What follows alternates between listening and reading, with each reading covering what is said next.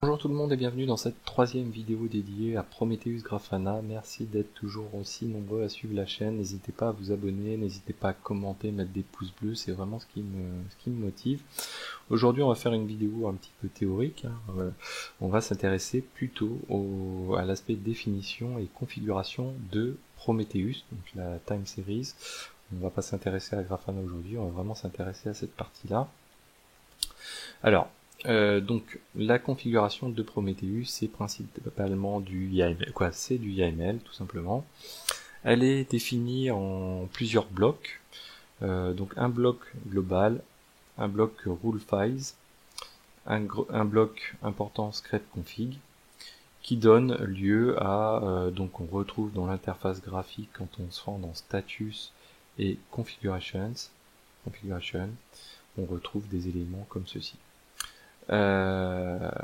Donc concrètement, Prometheus quand il est lancé par défaut avec donc le lancement du binaire --config files égale prometheus.yml.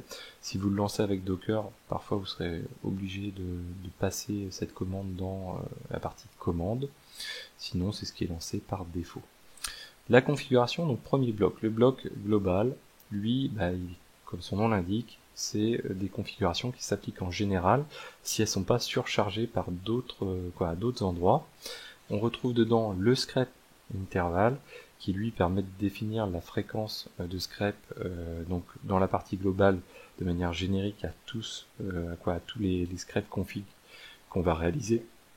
Mais en tout état de cause, si c'est surchargé, ça peut être surchargé au niveau de chacun des blocs, des jobs de script config. Donc celle qui sera indiquée ici, c'est celle qui est appliquée par défaut, et c'est l'intervalle de récupération des données, donc c'est-à-dire à chaque fois que Prometheus va passer sur les routes qui lui sont indiquées. Ensuite, l'évaluation interval, qui peut être également surchargé, et c'est appliqué uniquement aux rules. Donc les rules c'est quoi? C'est les alertes, et donc c'est l'intervalle de temps à partir duquel où les alertes sont vérifiées. Le script timeout, lui, également peut être surchargé, et c'est le timeout lors du scrapping, c'est-à-dire que Prometheus interroge une route, il attend X temps, et ce temps, c'est le script timeout. Si la période est dépassée, bien sûr, c'est timeout, donc on a une erreur au niveau de Prometheus, au niveau du scrapping. Les rule files, donc comme je le disais, c'est la configuration des alertes. L'autre élément important, donc script config, donc le script config, c'est l'endroit où on va fixer les configurations des différents scripts qui sont réalisés, donc les routes qui vont pouvoir être interrogées, donc des routes soit statiques, comme on le fait plus classiquement avec Prometheus, ou comme en utilisant des outils comme Consul, des routes dynamiques, des configs dynamiques, puisque Prometheus est capable de récupérer en interrogeant par exemple Consul une liste de machines et d'appliquer dessus une route à scraper. Donc sous-élément de script config, le job name c'est un nom de bloc qui va permettre de définir, donc on va le retrouver quand on regarde ici les targets. Ici vous avez des job names tout simplement. J'ai fait une bêtise. Non, c'est ici, voilà. Ça c'est un job name, ça c'est un job name, voilà.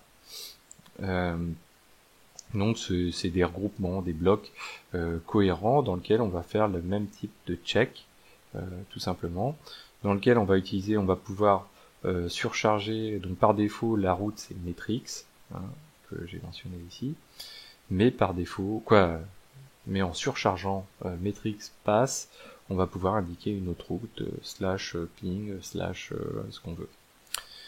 Dedans, dans le job name, on peut indiquer static config. Donc static config, comme je vous disais, c'est en opposition à une config dynamique. Et dans static config, on va pouvoir indiquer des labels. Donc les labels sont très très importants, c'est ce qui va permettre de caractériser la métrique qu'on va recenser. Elle est aussi du coup très importante parce que ces labels on va pouvoir les réutiliser notamment dans Grafana. Et ensuite les targets. Les targets, c'est quoi? C'est l'URL et l'IP, l'URL ou l'IP et le port en question. Quelques petits éléments pour compléter. Donc, au niveau des définitions, donc on va parler de job et d'instance. Ça, c'est les éléments un petit peu, c'est des labels, mais qui sont repris, on va dire, classiquement dans Prometheus. Alors là, j'ai pas mis le bon exemple parce que c'est quelque chose que j'ai fait un petit peu moi-même et qui reste. Alors on va se remettre sur autre chose. Voilà. Top. Ici, on va se mettre sur voilà. Ouais, on va se mettre sur celle-ci. Voilà. Donc ici, on va retrouver. Je vais zoomer. Instance et job. Donc on en parlait tout de suite. Job et instance. Donc instance, par défaut, ça va être l'IP, le port de la target, ce qui va nous permettre de pouvoir, quand on va passer des requêtes, de pouvoir faire un filtre sur l'instance, par exemple, dire voilà, je veux travailler que sur ce serveur-là. Et le job, le job name, qu'on a vu plus haut, est renseigné par l'intermédiaire du label job, et pareil, on va pouvoir faire un filtre dessus. Les définitions donc de métriques. Alors ce qui est intéressant à aller voir, c'est franchement c'est ce lien qui explique bien comment nommer des métriques pour Prometheus. L'exemple que je vous ai mis ici est assez suffisant. Donc en gros c'est le nom de la métrique.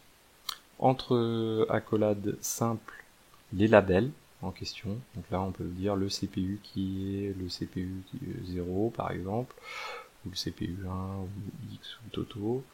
Mode, donc là c'est un autre label qui prendra la valeur IO weight, donc c'est de la clé valeur à chaque fois. Donc là ici les labels entre simple accolade et enfin la valeur. Donc là je vous ai remis le schéma qui correspond, puisque les clés value on peut en avoir autant qu'on le souhaite. La manière dont est nommé aussi le label, la métrique en question est assez importante. Ça part du plus générique au plus fin. Généralement, donc c'est le préfixe, c'est un préfixe. Ensuite, un nom. Ensuite, une unité. Donc là ici les secondes, ça peut être des minutes, des heures ou d'autres choses. Et ensuite, le calcul qui correspond si c'est une somme ou une moyenne par exemple. Et à la fin, bien sûr, la valeur de métrique qui se rapporte au calcul qu'on a et à l'unité qui est définie ici. Voilà, donc n'hésitez pas à consulter le lien qui est ici. Qu'est-ce qu'on peut dire d'autre? Donc là on a les valeurs. Je pense qu'on a fait un petit peu le tour de ces éléments-là. Si on regarde une configuration, voilà ce que ça donne. Donc la partie globale que je vous donnais tout à l'heure, on peut fixer des external labels qui vont être définis un petit peu partout. Le script config, donc là vous voyez que j'ai une partie qui est plutôt dynamique, puisqu'elle fait appel à consul sd config. Donc là du coup Prometheus sait que ce qu'on lui donne à manger entre guillemets, oui, Prometheus sait que c'est du consul qu'on lui donne à manger. Et puis ici par exemple, là c'est une statique. Ici on peut lui préciser le shem, donc c'est-à-dire le type de requête, si on est sur de l'HTTP ou de l'HTTPS par exemple. La route, vous voyez qu'ici on a surchargé le script interval et le timeout. On aurait pu aussi ajouter, voilà, ça peut être des routes sur lesquelles il y a même des identifiants, donc le user et le password. Voilà, et ensuite on peut faire de la réécriture, mais ça on le reverra plus dans le détail, parce que c'est des choses un petit peu plus poussées. Voilà, donc j'espère que cette vidéo vous a plu, n'hésitez pas à la partager, n'hésitez pas à la commenter, mettre des pouces bleus, et je vous dis à très bientôt sur Xavki.